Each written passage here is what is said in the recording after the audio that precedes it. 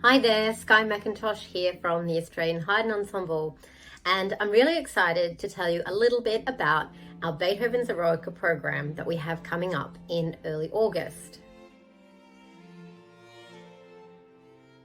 We'll be performing for you 3 beautiful symphonies that have been arranged for chamber ensemble.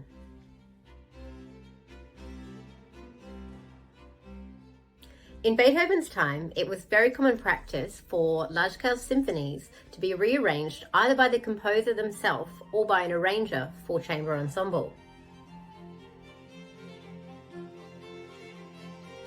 The particular instrumentation for this performance is string quintet with 2 violins, 2 violas and cello, plus a flute and a double bass.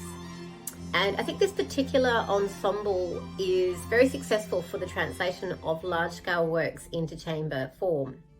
You get this wonderful texture in the center with the 2 violas that can create the illusion of a larger group. Plus you have the bass there that creates also that depth that you get with the bigger orchestra.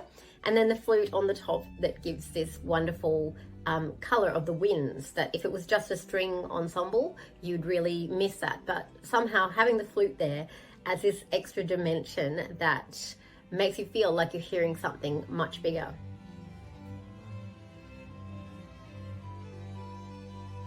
You have to remember, in the time, they didn't have recordings.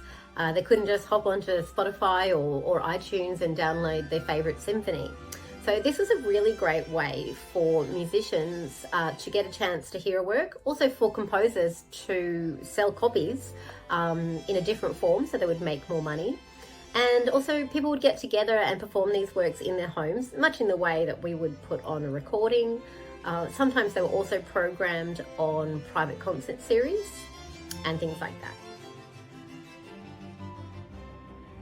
As a group that specialises in historical performance practice of the late 18th century and early 19th century, I've always felt it was really important to include and explore these chamber versions with the group.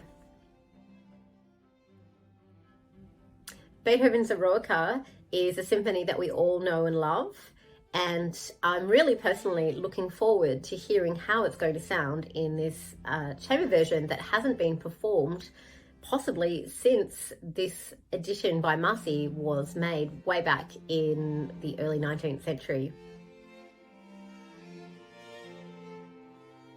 So we're looking forward to our concerts and we hope to see you there. Please join us and thank you.